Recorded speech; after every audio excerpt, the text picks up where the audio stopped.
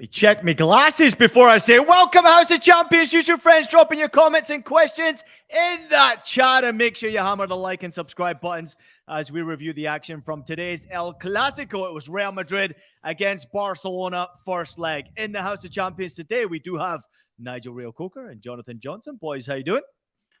Good, thank you. Good. JJ, you awake after that? That seemed to have disappointed you just a little bit there. You don't have that usual smile on your face. Yeah, I mean, honestly, it is keeping me up past my bedtime. And I'll be honest with you, it's probably not chock full of the kind of talking points that I'd expect normally from a Clasico, but we'll try and make do with that. I know that Nigel Rio Coco was delighted, and I assume that's because he was hitting the cognac early. Listen, I call it El Clasico, but really it's a cup match. Like, it's a different feeling. There's a different energy behind it. Did you tell that to the Marseille fans that when they beat PSG a couple of weeks ago in the Coupe de France, that it was only the French Cup and it wasn't the Classique? Listen, Jonathan, that's different because everyone knows PSG wins everything in Paris, all right, in France and everything, right? PSG win everything. So for Marseille beating them, it's a different feeling. It's wow. It's a new factor. It's like losing your virginity for the first time for them. But it's like Birmingham City beating Villa on your watch. Anyway, let's get back to the game. Thank you very much, boys. As always, great to see you in the House of Champions. To everybody out there, thank you so much for joining. Jump into conversations as much as you possibly can. Let us know what you thought about this game. Did you agree with JJ? It was a bit of a snooze fest. Or do you think with Nigel? You know, listen, there was something to watch there. It was actually a decent game. Let's get into the juicy details. Militao own goal 26 minutes into the game. Good work from Kessié. Poor defending, by the way, from Rudiger along that back line that allowed Militao to score that own goal. Barcelona get the 1-0 lead. This is going to be one of many El Clasico games we can look forward to over the next 35 days. And I just want to ask you, Nigel Real Coker, what was it? Did Barcelona defend well, or were Real Madrid pretty poor offensively? I think Real Madrid were poor offensively in the sense of the creative aspect, but you got to give credit to Barcelona and how they defended. And the only reason why I say that is because to keep this Real Madrid side, it is a lot of hard work. It's grit. It's showing the other side of the beautiful game. Yes, we want to see attacking football. Yes, we want to see goals galore, but you've got to give credit to be able to be a team coached to keep world-class talent at bay for a large portion of the game. You got to give them credit. It's part of the game. At the end of the day, Barcelona to come back and Barcelona are going to be seen as the winners, which they were today, because they defended well. And when I say that, Ian, people have to take a step back and really look at that game. Real Madrid are full of top-class players. When they pass and move that ball, they do it for a reason and a purpose. There's such an extra depth of quality in this Real Madrid side that you don't see in other teams around the world. There's so many times you watch them when they had those long periods of possession, they got the ball wide. For other clubs and other places, you'd see people just put crosses into the box. But when Real Madrid pass and move that ball, they move it with such a high level of football intelligence and quality behind every pass, every movement, and there's a purpose behind it. And the way for me that Barcelona defended, I think you got to give them credit. I didn't think it was that much of a bad game. I just think obviously if Barcelona showed a bit more aggression to want to attack, to want to score goals, then people would have been a lot more happy and it would open more gaps. But overall, you got to give them credit. And let's be real. Our producer, Des, was an Atletico Madrid fan. They weren't that great to watch for the entire period of time when they were successful. They were bully boys. They were dark arts football. They were Simeone and 11 on the pitch. Barcelona showed a bit of that today, and you got to give them credit for how they defended. I think for me, if you're Barcelona, you've got to be happy with that because you know they can play football. There's no denying that. I mean, I don't totally disagree with Nigel. I do think it was a disciplined defensive display, and that's not something that we could necessarily have associated with Barca over the last couple of years. But equally, I'm going to throw a really interesting stat at you guys now. Can you guess off the top of your head when the last time that Real were in a Copa del Rey final was? Yes. It was 10 years ago away against Atletico Madrid, and they lost. It was 9 years ago when they beat Barca, even in 2013-14.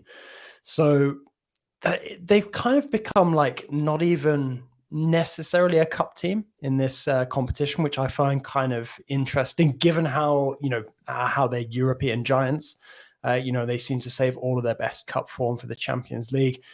kind of now feels like when they play these games, they're almost like the underdog. It's quite strange when you're watching it. I mean, yes, Nigel's completely correct. Barca did put in a very disciplined defensive performance.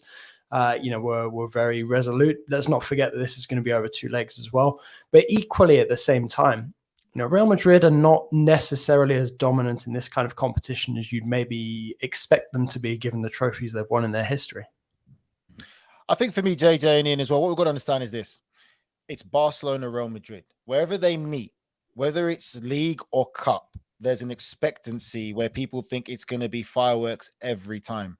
And like JJ pointed out, this is a cup game. I personally feel the mentality of players is different. It's not right. I'm not saying it's right, but the mentality is different. Like you said, Real Madrid haven't been in the finals since 9 years ago.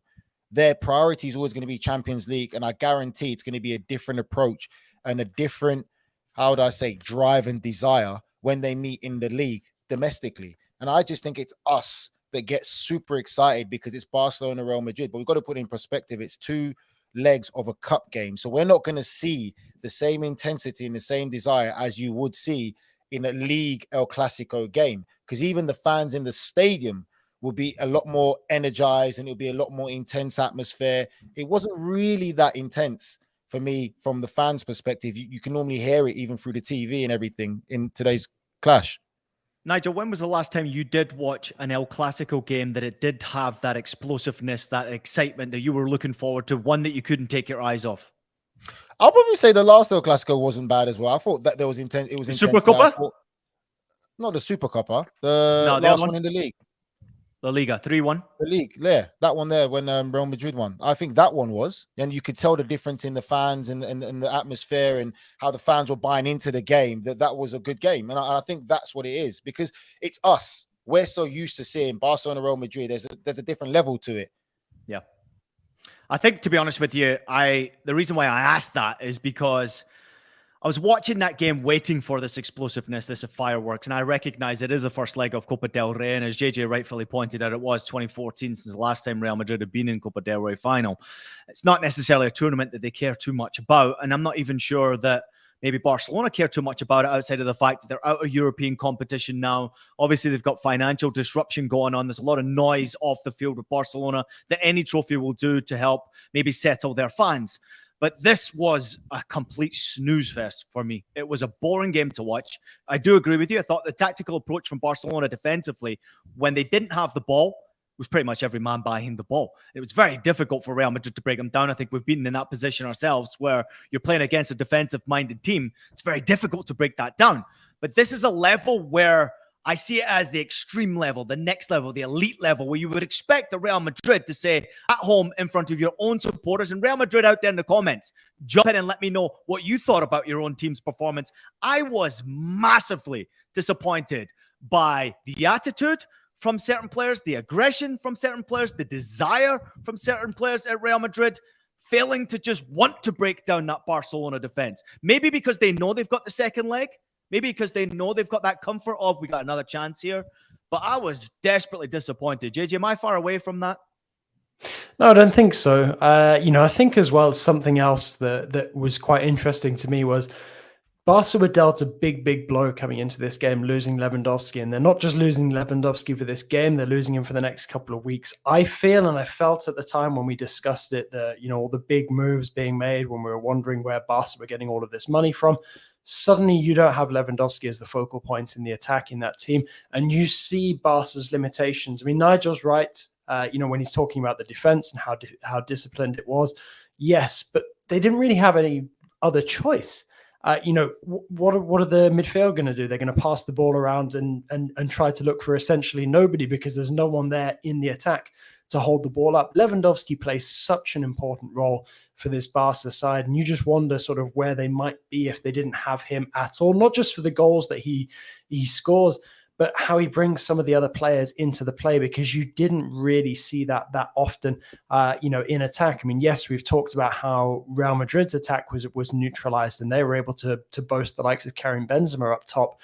But, for Barca, you do feel like, without Lewandowski there is, there are limitations to this Barca side. And you mentioned it earlier, talking about sort of the financial situation, all the talking points leading up to the games, essentially everything boiling down to money. Barca have bet big, on a lot of these players. And it seems to me that without Lewandowski, who's the key piece in all of this, it doesn't all quite work. I mean, okay, the defense, it's more solid than it was before, but that's not going to win the games that get them these trophies. And, if we're saying, this is only the Copa del Rey, there's a lot riding on Lewandowski's ability to get back fit in terms of the La Liga title race. JJ made a fantastic point, and I agree with you.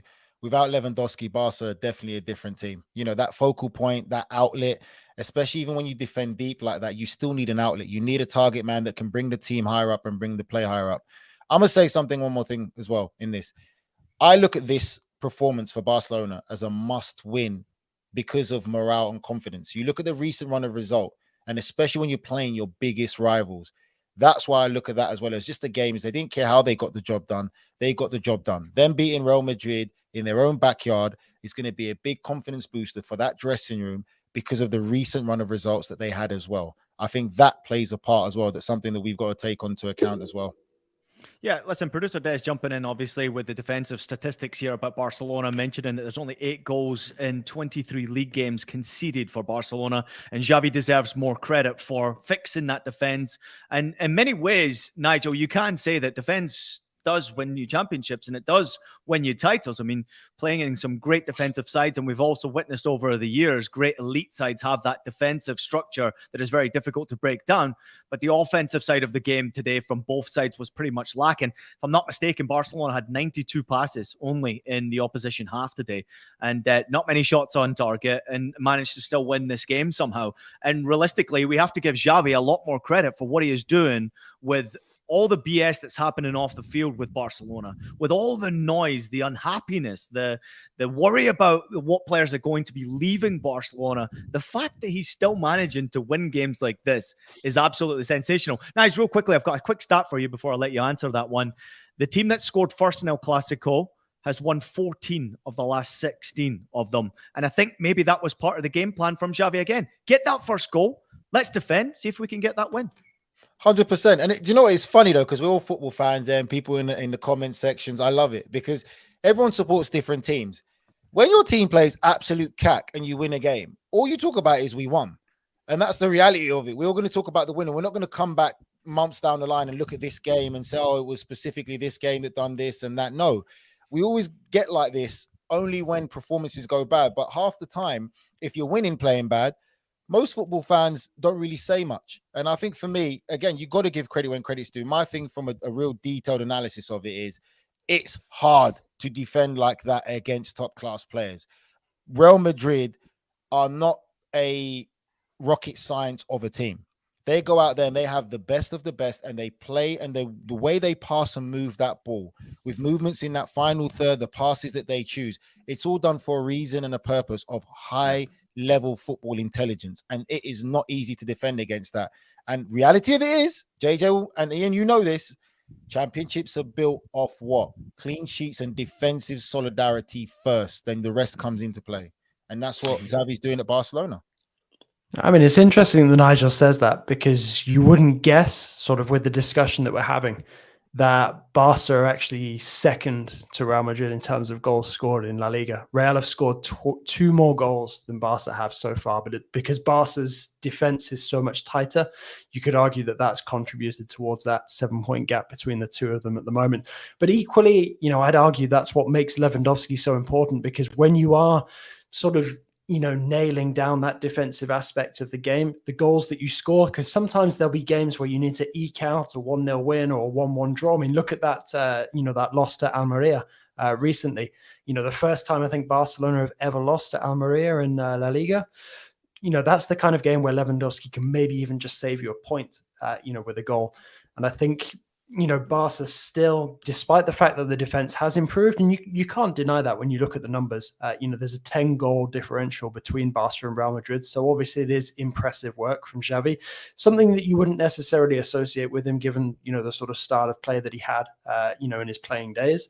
always looking, to set up the attacks rather than sort of focus on what was going on behind him. But equally, I think at some point, for Barca to sort of win the kind of, or win at the level that their fans expect of them, and that this investment into the team, dictates that they must do, I think they're going to have to, find other ways to score goals other than just relying on Robert Lewandowski. Because as brilliant as Lewandowski is, he's not getting any younger. And, you never know with this next injury, whether it might be something that, continues to crop up throughout his career. Because for me, it feels like when we talk about Barca as a whole with and without him, it's two completely different sides, regardless of how tight that defense is.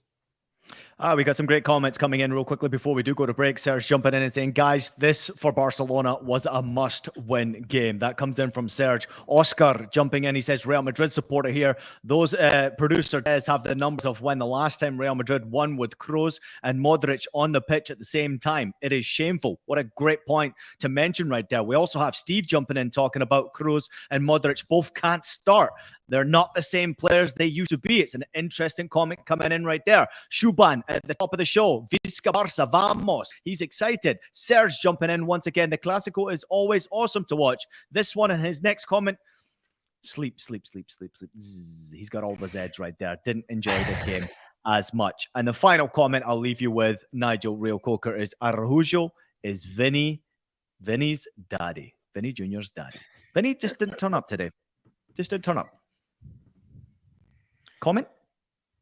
He didn't turn up. Cup game. He didn't turn up. He's arguing. He's fighting. He's disagreeing. Yes, he is. There was a lot of handbag moments in that game. A lot of pushing and shoving and fake gangster stuff, keyboard gangsters or whatever it is.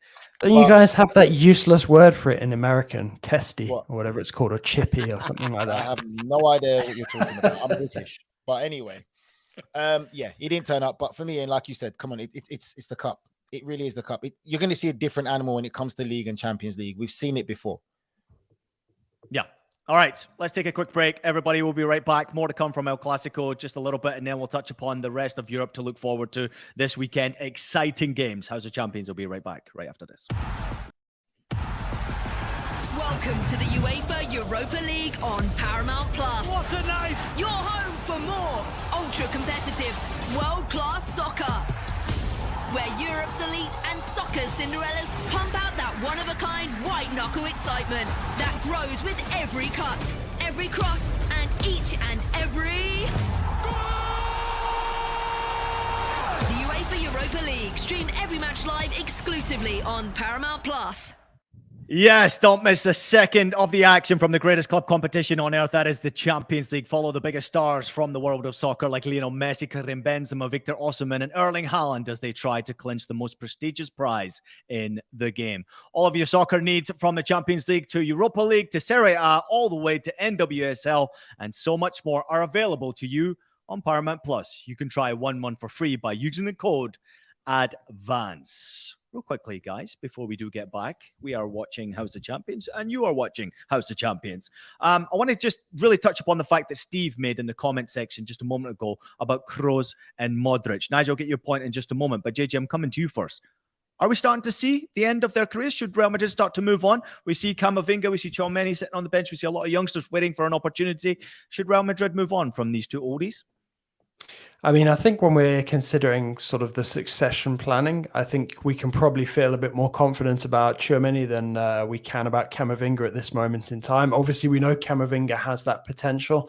I don't think he's quite delivered on it. Certainly not, to the same level as Tchouaméni, and Nigel, I know, can attest to that. But I think something that's really strange about the Real situation in the midfield. I mean, we know that Modric is probably going to play on for maybe a year or two more, but Kroos seems to be kind of up in the air about it. There's been a lot of speculation about it. It's basically like he's decided he's either going to retire at Real Madrid or he's going to stay on and play a little bit longer. To me, that's a bit weird. If you're already even thinking about retirement coming soon, I don't understand why you might be open to playing on for another year. Because if you, at the end of the day, if you don't have that intensity, and let's be realistic. Toni Kroos is a serial winner, has won so much at both club and international level. There's not much left for him to prove, if anything, in the game. But equally at the same time, if his hunger has gone to the fact that, he's not been playing for Germany now at international level for a couple of years and is, not necessarily motivated by what's going on at Real Madrid, I think Real Madrid should take that decision for him. Don't action any potential contract extension. If he wants to go back to Germany, finish his, I believe he's a boyhood Werder Bremen fan. Is that it? Something like that. Maybe go and, finish his playing days there, something like that. I think that would be a nice touch to the end of his career. Personally, for me, it would be a shame to not see him go back to a Bundesliga side for at least one more season. But, each to their own in their playing career. But if it's even on Kroos's mind to potentially retire, then I think that's when Real Madrid should step up, this changing of the guard in midfield, because we know that it will happen for Luka Modric at some point in the next year or two. But, I think for Toni Kroos, if it's, even in his mind, the idea to potentially retire, then that suddenly has to be, made a priority by Real Madrid, because that's the kind of thing that could ultimately catch them out. I mean, look at what's happened with Liverpool, with the importance of, keeping things fresh in that midfield. Their season has, completely fallen apart. I'm not going to blame it entirely on the midfield. Obviously, there's a lot, for Jurgen Klopp to answer to in terms of his demands of the players and certain other areas of the team as well. But, when there's one position where you're not quite sure whether you've got the right mix of players, whether you need to make a greater investment, I think Kroos has to be much, much clearer with his intentions. And if retirement is even on the horizon for him, then I think that's probably going to be it at the end of the season for him and Real. This is why footballers don't like people in the press. There you go, ladies and gentlemen. Jonathan Johnson just putting a big knife in Kroos's career in the back there. Like, well, look, Kroos isn't going to go ice fishing like you did for 2 games in the way. You didn't even stab him in the back. You just stabbed him in the front. Say, right, you're done. Up you go. All right. Anyway, for me, I disagree. I think for me, with those players, let's not forget Modric and Kroos. Modric came off the pitch in the Champions League to Liverpool to a standing ovation by the Anfield faithful. And they don't do that a lot for players playing on the opposite side. But he did at his age. I think personally, yes, you can't play them together because it just doesn't work in the modern game with the dynamic of what's needed, the energy, especially being in the injury room of a midfield. But you can play them off with either Camavinga or Tchouaméni. You can play one or the other. And I still feel they can offer a lot at that high level, depending on what the game needs, how the game is flowing, that they can still play a part for the next year. But playing them together, you can't do in this modern game. But for balance, for the experience and quality that they have, and the development of one of the young players, whether it's Camavinga or Tchouaméni, it can still work for another year or two, I personally believe. Yeah, I think I'm with you there. I think it's very difficult when you've had such success to break that up and just get rid of it, especially with the experience leading down to these youngsters that are around them that are simply getting better and maybe not ready. We see that from some of the comments that are coming in. Matt and Camavinga had some great moments, but is nowhere near ready. It's a fantastic comment to have right there. Real quickly, Nigel, who goes through in the second leg? Obviously, it's 1-0 going back to the new camp. Who goes through from that tie? I would say Barcelona. 1-0 down. Barcelona go through.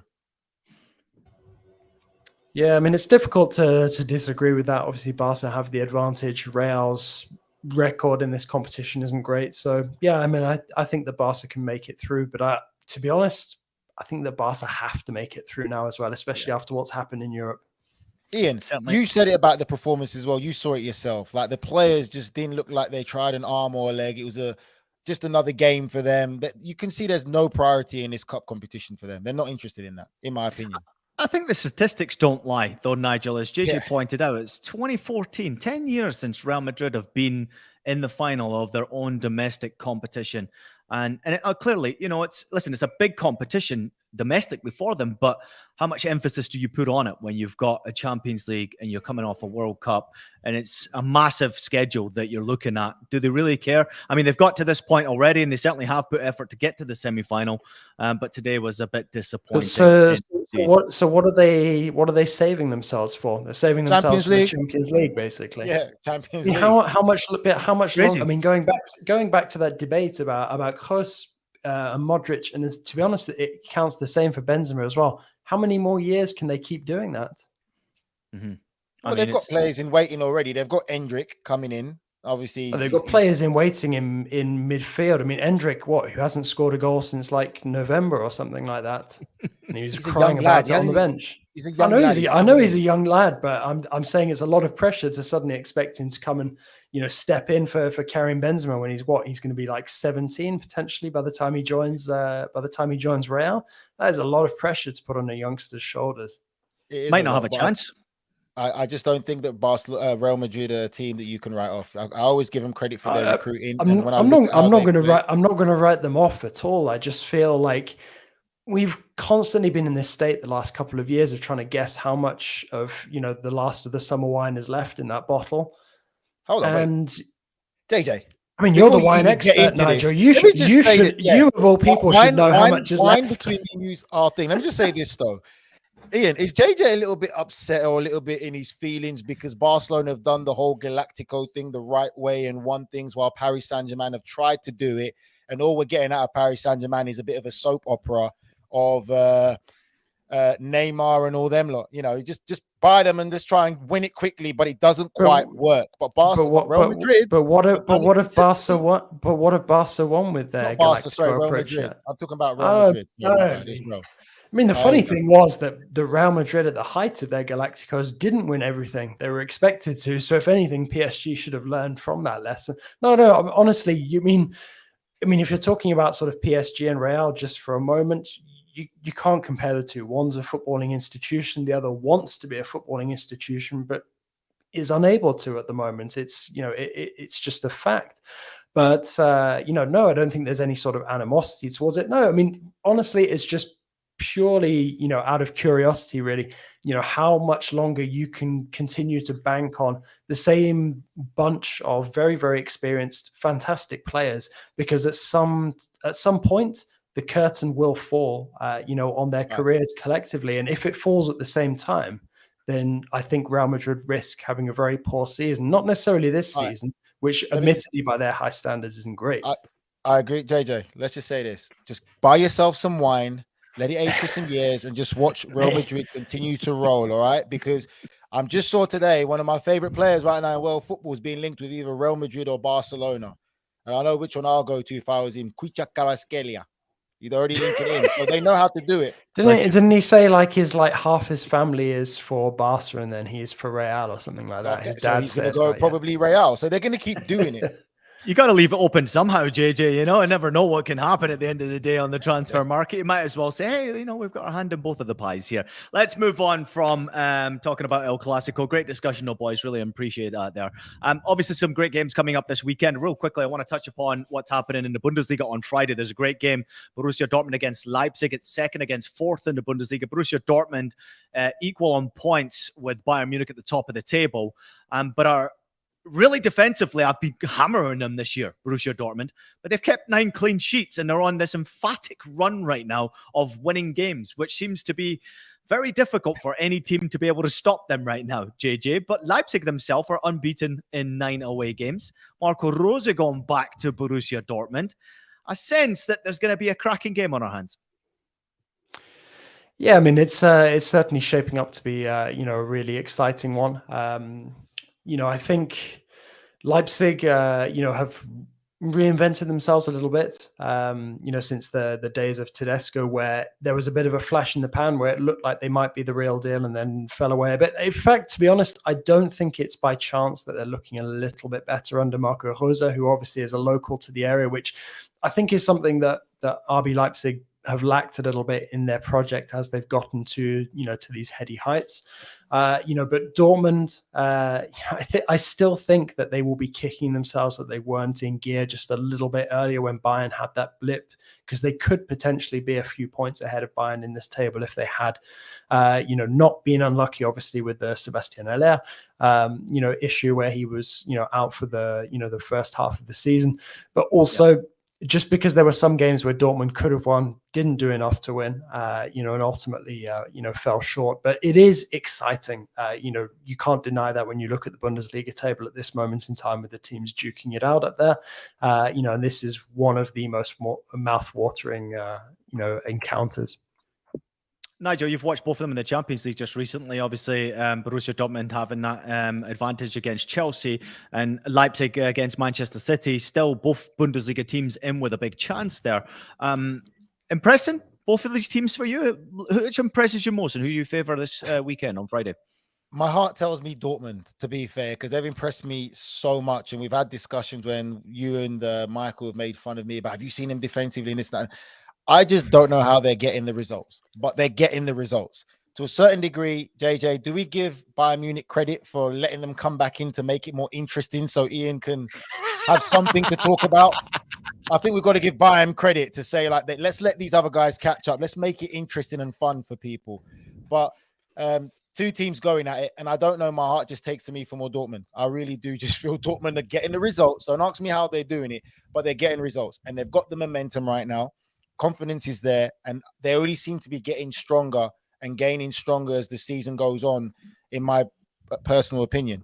I think Jude Bellingham, for me, has been a massive influence and a massive player for them all year long. Yes, I'm back in the Brit boy, but he really has performed, and he deserves all the praise he gets. And it's been very interesting. And we've got an interesting comment there about how comes Gio hasn't been playing. He just hasn't been good enough. It's that simple. And injured. We have to give him that. He seems to be constantly injured. And I will say this, though. He's been injured from when he started his bloody career. From the start, he's always been bloody injured. I agree with you. He's had a lot of injury problems, but since the World Cup, he's come back and he's scored goals, but he's been scoring goals from the bench. And when he got his start, he didn't take that opportunity. And that's why you sit on the bench. When a team is winning games, it's very unlikely that a coach like Edin Terzic, who does favor the young players, is going to change the team. He's going to rotate too much. He's going to give players an opportunity who are in form and producing for him. And why wouldn't he? Right now, he's chasing a Bundesliga title. So it's fantastic to see. We're going to turn our attention to the Premier League in just a few seconds. Stay with us. March Madness is almost here. Who's in? Who's out? The answers are revealed on the March Madness Selection Show, March 12th on CBS. You're watching House of Champions. Nigel Reo-Coker, Jonathan Johnson, and Ian Joy. Let's turn our attention to the Premier League and the games that are coming up this weekend. Looking forward to Liverpool against Manchester United. Nigel, thoughts on this game? Obviously, Manchester United in a great run of form right now. Liverpool got... I mean, I don't even know what to say about Liverpool right now. They got a victory against Wolves. Mo Salah's got a great record against Manchester United in scoring goals. I think there's only one player who scored more goals in a Premier League against Manchester United than him, and that was Alan Shearer. But do you think United can get it done at Anfield? Casemiro. That's what I have to say. I'm sorry. Casemiro. That's what I'm going to say. The biggest problem in Liverpool right now, one of the biggest problems, is that midfield area. The biggest catalyst that has turned that Manchester United team is that midfield area in Casemiro. And for me, he is the real deal. He's won everything, seen it, been there, done it with Real Madrid, come to Manchester United, proved a lot of people wrong, a lot of older generation players who writ him off without really watching anything outside the Premier League because of the lack of diversity that they have and knowledge that they have, still living on an island. Casemiro, for me, is the big difference maker. I really do. You know, I think that's where the game is going to be won and lost, in that midfield area. Liverpool, it's really hard to tell what Liverpool is going to turn up. But if Man United turn up high pressing with the form that Marcus Rashford is on right now, that Liverpool back four still isn't the same when they're put under pressure. Regardless of who they face, if you get in their face and put them under pressure, mistakes will happen. Mistakes will happen because the confidence isn't fully there yet. I can see Man United getting the win and continuing in the good run of form that they've been in and really sneaking in for that title run. I don't know what JJ thinks. I don't know just yet about the title run, but I certainly feel like United seem to have more and more of a big game appetite, as the weeks go on. I think getting that first piece of silverware, no matter how disputed sort of it is in terms of its importance, that's a big step, for Manchester United in this Ten Hag, revolution that's going on at the moment. And, I don't feel confident in backing Liverpool for anything at this moment in time. You know that on any given day, they might be able to turn it around, sort of pull off one of the performances that rolls the years back. But do I think that they can, put together a run of those kind of games? I don't. We've been talking about Real Madrid and wondering how long they can keep this going, how long they can keep stringing out these big performances and stuff like the Champions League. I feel like, that's already beyond Liverpool. They can't quite do that anymore. They can do it occasionally, and sure, they might do it against a not necessarily a bottom feeder in the Premier League, but not a title rival in the Premier League. But, for a game of this sort of magnitude, certainly against a much improved Manchester United side. And to your point as well, Nigel, you were rightly, waxing lyrical about Casemiro. I think Eriksen as well made a big difference in the United midfield as well. Obviously, a big miss for them, but still, the fact that they're managing to maintain that form, keep that winning run going in his absence, I think is really big and really impressive. And for me, it just feels like United are in the ascendancy at this moment in time, just all across the board. And for me, I quite fancy them for this game.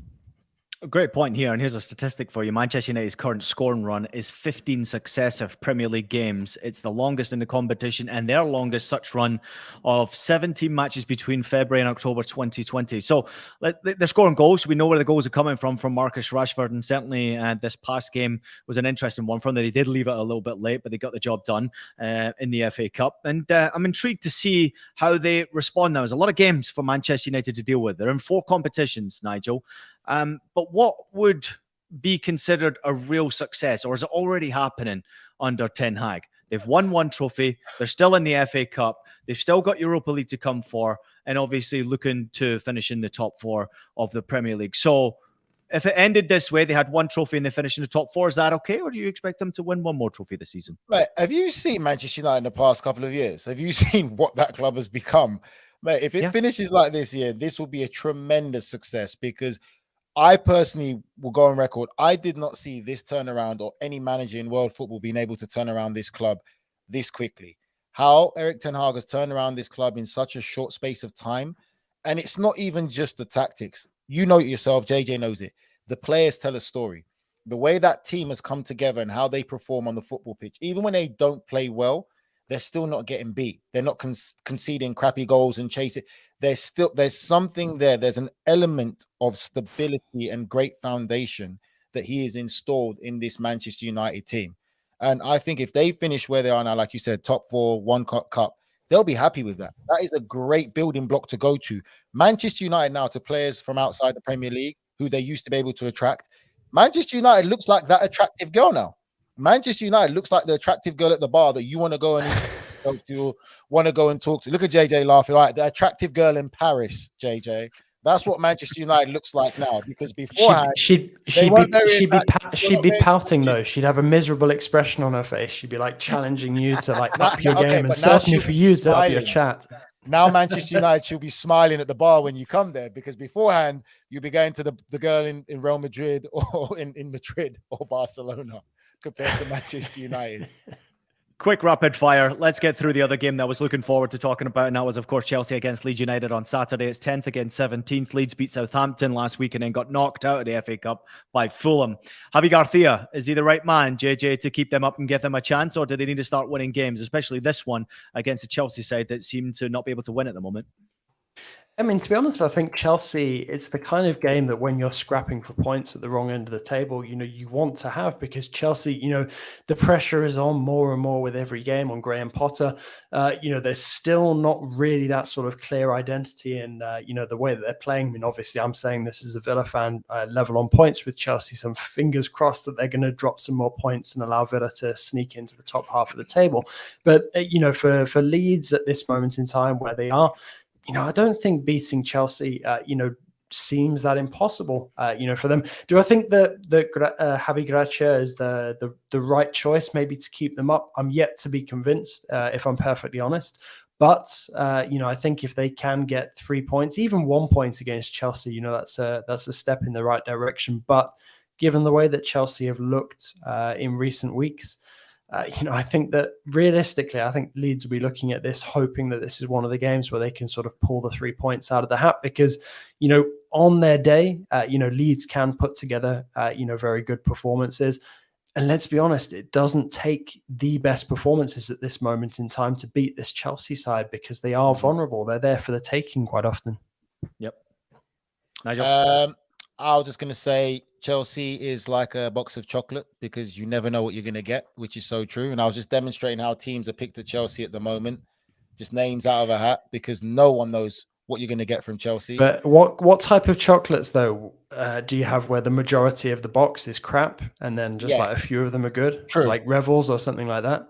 Well, I think Thiago Silva is going to be a massive miss for them now anyway. If he's still injured and out injured, that's going to be a big miss for them. And like you said, JJ, Leeds as well. Leeds can put in a performance.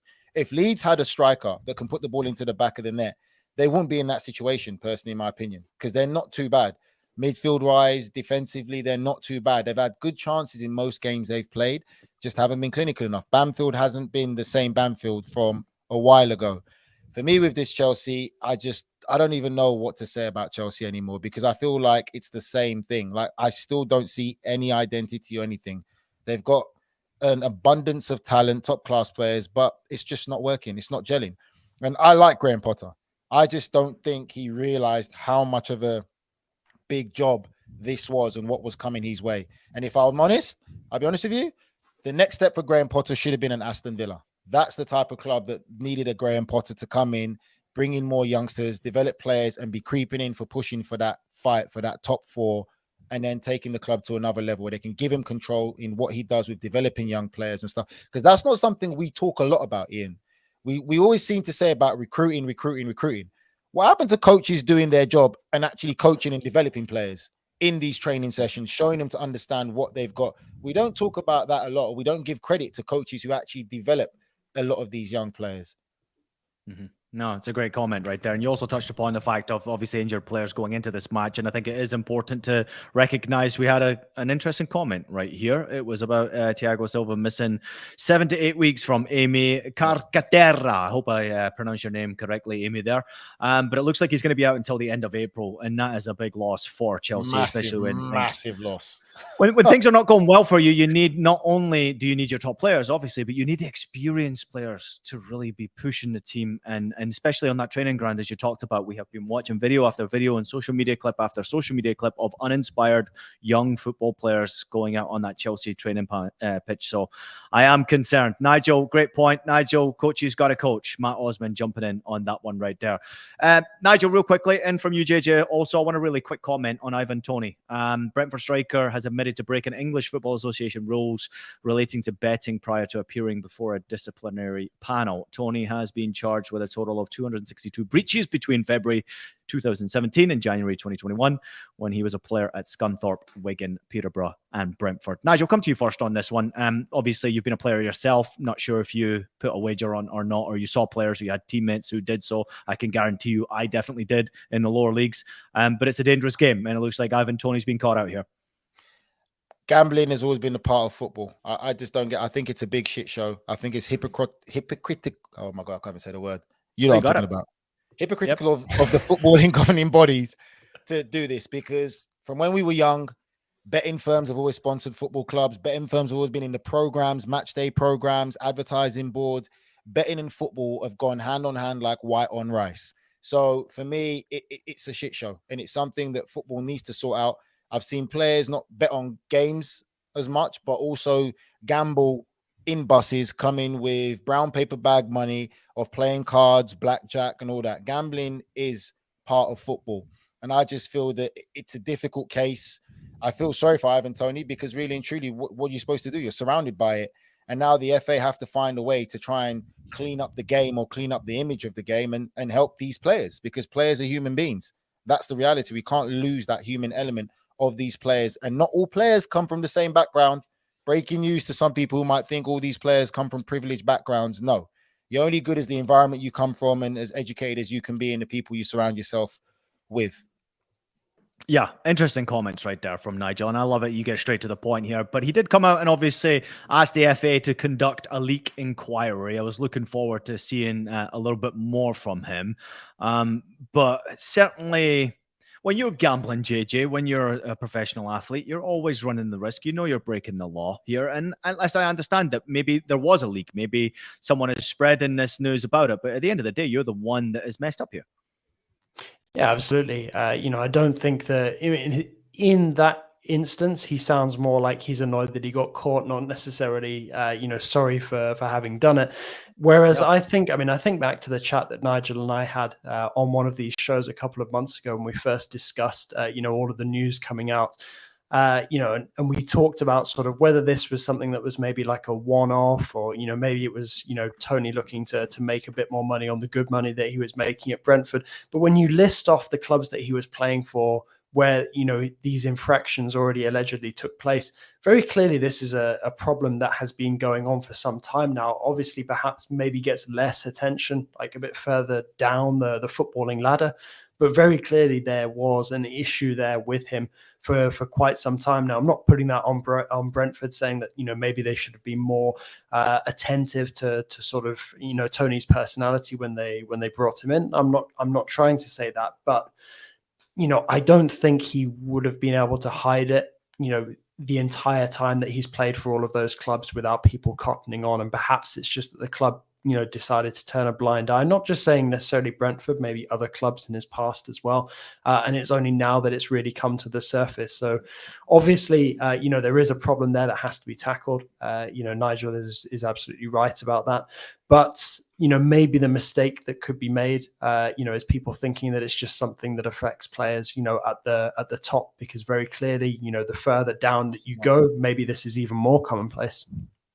Yeah, there's no doubt. I mean, I can tell you, and I'm sure Nigel can tell you from personal experience, watching players, watching teammates. I remember being at Tranmere Rovers, and as a rookie, I didn't understand what the slot machines were. The slot machines where they would go and put their money in, Nigel, and sit in the bookies and put pound coins into these machines after pound coin after pound coin. I mean, hundreds of dollars a day just going down the drain in these little machines here. So it wasn't just necessarily betting on soccer games, but real quickly, it was betting. If I'm not mistaken, he could have been betting on himself, right, in some of these games. And if he wasn't betting on himself, it has happened in previous occasions where other people have betted on themselves. I think, was it Joey Barton previously who did that, where he got caught and he was betting on games that he actually played in. Yeah, it depends on what comes out. But again, like Ivan Toney said about the leak from the FA is quite an interesting comment. It's true. Why is that being leaked out like that? And it should be dealt with behind closed doors. But like you said, Ian, I'm gonna leave it at this. It's a serious problem. And like JJ said, it's not just the Premier League. It happens in all the leagues. I've been at a club where gangsters turned up for money that was owed by professional football players. And I'm talking serious big bets, and gangsters turned up. I'm just going to leave that story there. I've got a lot of stories, but it's the After Dark episode. But it's... I'll tell you a story. I'll tell you a story before I go. I'll leave this one. We're almost at 50 minutes. I've got some time. It's a 50-minute show today. So I remember playing, I won't mention which club, but I remember playing for one of the clubs in Europe. I was playing in Germany. And at the end of the day, we were finishing training and a van turned up. All these lads jumped out, baseball bats, balaclavas and all that. And, listen, I like a fight. But when I see people turning up with weapons, I'm probably the quickest one out of there. And it came to be that one of our players, striker, apparently, and this is true story. And maybe if you go find about everybody out there, I can tell you in the After Dark show at some point. One of our strikers took 100,000 euros to give away a game, to basically concede a penalty kick, lose the game. Wow. He took the money, didn't give away the penalty kick, and then just proceeded as if nothing was actually happening. And then all of a sudden, these lads turned up, 100 grand he ran away with in a duffel bag. And the reason why it happened, and this is many of the reasons why I think a lot of lower league, if you go down League One and League Two, what actually happens is they don't earn enough money. They have a lot of free time. They're looking to make more money, and they think they know more. So they're going to try and seize upon an opportunity if it's been provided to them. And that's what happened to our striker that time, who didn't last much longer at the football club after that incident. And yeah, it's crazy. I've got another one for you as well, but I'll tell you another time. After Dark. The fans have to listen. People have to listen and come back in for the next show. You tell the other story. All right, I'll tell you real quickly. He leased a BMW, went over to the Netherlands from Germany, sold the BMW, and then came back. He sold a leased car in the Netherlands. Came back and acted as if nothing happened, and all of a sudden, you get these lawyers turning up at the training ground looking for the car. I mean, I could tell you stories all day long. Some of the great stories, right, at the end of the day. But listen, it's been a great show, boys. I appreciate both of you. I'm sorry I've kept you to almost 50 minutes. Let's keep you another quickly before we go. While we talk about that, we just say quickly about the Lionel Messi incident with the gangsters threatening. JJ, you got anything to add to that? Why are you laughing? I mean, I don't necessarily have that much to add to it, but if you're Messi and you're sort of looking at where you want to play out the final few years of your career, you're certainly not looking close to home in Argentina with that kind of situation. I mean, if I understood correctly from a cursory glance at the story earlier, it's something related to Messi's in-laws. Something about weapons being brandished, like a message being left like near their house or something like that. I think they own a supermarket. They own a supermarket, and some heavies came over there. Shot through the window, left a little note. You'd be shitting it if that happened in Tesco's, right, Nudge? Yeah, you fool. Are you not a Tesco? Are you not a Tesco man? You're a Waitrose guy. But Waitrose, I was a Waitrose guy anyway. Oh. I think it's a difficult one, JJ, though, because I think sometimes people forget that, especially how the world has changed now, because you do get footballers who come from rough backgrounds, who come from those type of environments, and they've got people like that around them. You know, you look at Benzema. People see Benzema as this holy great guy, but he does come from a really bad background, and he's got some of those people still around him. So for Lionel Messi, it's a difficult one because he left Argentina so young. Yes, he's still Lionel Messi. I'm sure there'll be other people there. But when you get involved into these type of situations, which just rolls on from our conversation, it's not nice. It's not pretty. And the reality of it is, to the world, you might be this world famous superstar, but to some of these people who are coming after you, that does not matter to them. They're not bothered about who you are, whatever it is, because of their circumstances. It's not nice. You know, it's not nice for Messi to have to go through that, and his family and stuff like that. And it does make you worry about security and other things.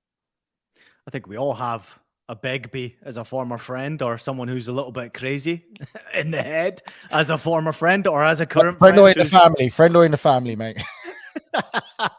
All I would say is try not to get on my bad side. I'll leave it at that one. Everybody, we're back again on Monday at 9 a.m. Eastern with a preview of next week's Champions League games. Can't wait for it. What a great week we've got to look forward to. We'll be busy next week. But we thank everybody for following us this past week. Make sure you like, subscribe, make sure you leave comments, make sure you leave us a rating and a review if you possibly can. And to everybody out there who's been listening to House of Champions, we thank you. Please take a minute to leave us a rating and a review on the podcast platform. We're available on Apple Podcasts, Spotify, Stitcher, and anywhere else you listen to your podcast. Also available as video, so subscribe to us on YouTube. 51 minutes. Not bad. See you next time.